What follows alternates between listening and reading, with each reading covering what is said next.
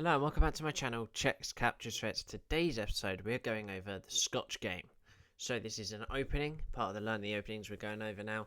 This is a white opening here, and it's a little bit different to the ones we've been doing, as there have been quite a few hyper-modern openings where we're kind of using pieces to attack the centre. This time we are definitely not using pieces and we are using pawns.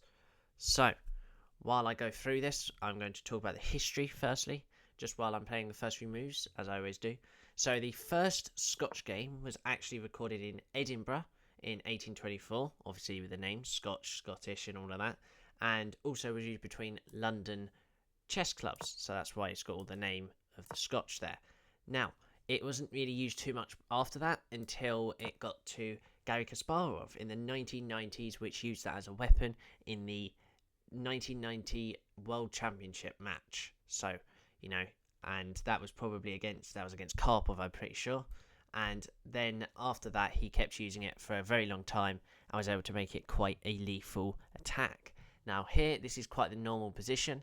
Now this is where we play the move d4. So as we can tell, it's not a hyper modern opening where we're not using pieces, we're using pawns here. So we have definitely got quite the attack here. Now, obviously, let's see what this does. We're attacking much of the centre here. We've got at least to control everything here. Now, obviously, we are a little bit unprotected in the e4 pawn right now. And if we have a look here, there is two attackers but two defenders on this d4 pawn. So, that is very good here. Now, there's a few variations here. I think we've got 5 variations today we'll be going over. But the main idea here is White's goals. Let's go over these first. White's goals are rapid development, hence why we're getting e4 and d4 out. Both the bishops can now freely push here. Obviously, we get the early centre control, open lines for pieces that we see here, and last but not least, we also get tactical opportunities. So, now this is because of the tension here, that we're able to get our queen out, we're able to get these pawns pushed at random points here, and we actually look in a very nice position. So, what are Black's goals? Obviously, you might want to know quickly. I mean, we won't really be going over too much from Black's ideas. That'll probably be another video for the Learn the Openings. But just quickly, what you want to try and do is Black neutralize the center, complete development quickly. Obviously, you've got to try and level up with White, because White can really develop quite well here. And as here, avoid falling behind in open positions. So what we mean by this is how we are trying to, not have it so closed, and if it is open here, we don't want to have White being, all over in control, getting all the pieces out and just dominating the center, maybe even the flanks. So, let's see what the main line is. So the main line here is e takes d4, and then knight takes d4. Now in this position, we do not take as Black, as you kind of get the queen out, and we've got a center pawn. It doesn't really work too well. So now you have knight f6. So obviously we're putting pressure on this e4 pawn. Obvious way to defend it is knight to c3, and then bishop to b4 is quickly followed. So this is what we call the classical Scotch. This is mostly used as a variation. As we can see, what they're doing here is putting pressure on this. This is where you might see other moves like, f3 to protect this pawn, even bishop to d3. I use this sometimes in the French as Black, if you remember how I use the sort of free little pawn chain, but with a bishop.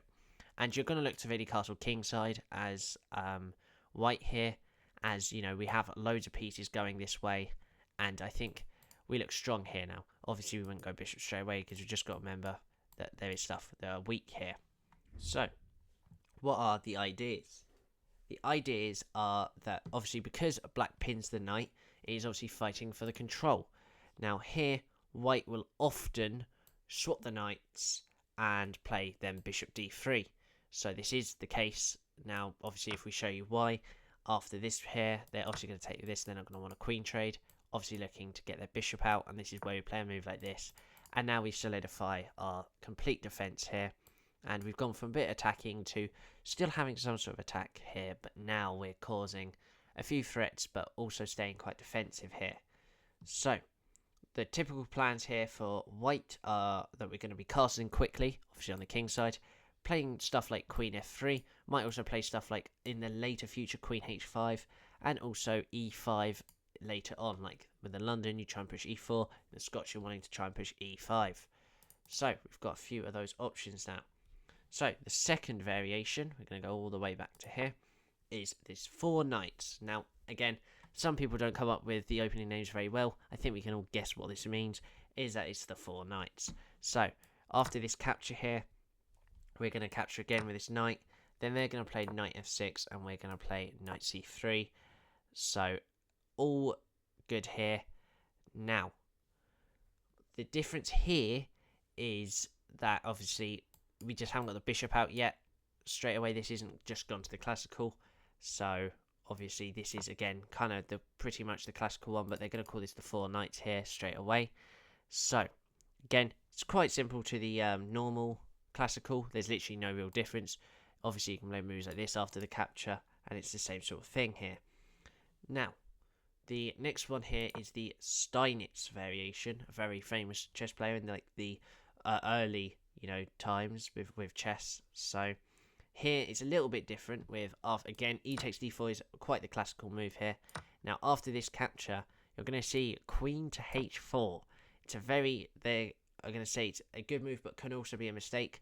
But obviously we're putting pressure onto this pawn.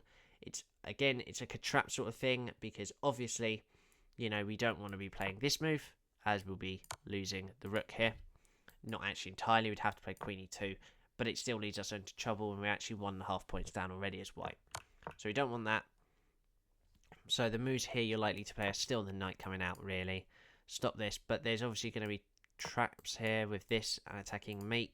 So again, you've just got to be careful and look out for those. Okay, so the fourth variation here is the Schmidt variation. So this is again another one, as this is going to be a capture onto c6 here in the later stage. So after all of this, knight f6 is played, then we're going to just take immediately, and after the capture we're going to play e5 here, which is then followed by a very weird move of queen to e7. So this is a little bit different because it's a little bit tactical here. Obviously it can't take here, but then there's going to be a lot of things white can do here. We can push f4 and go aggressive. We can put our bishop out here, which is most likely the main line here. But also stuff like queen e2. We follow on with them. Again, put pressure on this, and this knight is quite trapped to places like this, where he might, keep attacking it. So again, that's a bit more of positional versus structural. So because obviously with how we're moving this knight so much as black, and how white is kind of getting their pieces out. Okay. And last but not least, the Scotch Gambit here, which is where you play, after e takes d4, you play bishop to c4. So this is where white's bishop will obviously, if we remember the fried liver, we're obviously going to be attacking this f7 pawn. So if white plays, these careless moves, we can always do stuff like this and cause a lot of pressure, remembering that this is the type of thing. Now, obviously, if they take the knight, we have moves like this, and it's very strong in the position here. So, that is all the variations. Now, quickly, before I end this episode here, we just want to go over the tactical themes here. So, obviously, the quick d4/e5 pawn breaks define the play. So, all of this stuff here that we have at the start of the game, all of this that will change after the capture. Now obviously the pawn structure, with how it is, the knights and bishops will be coming out very quickly within probably the first 6 to 8 moves here.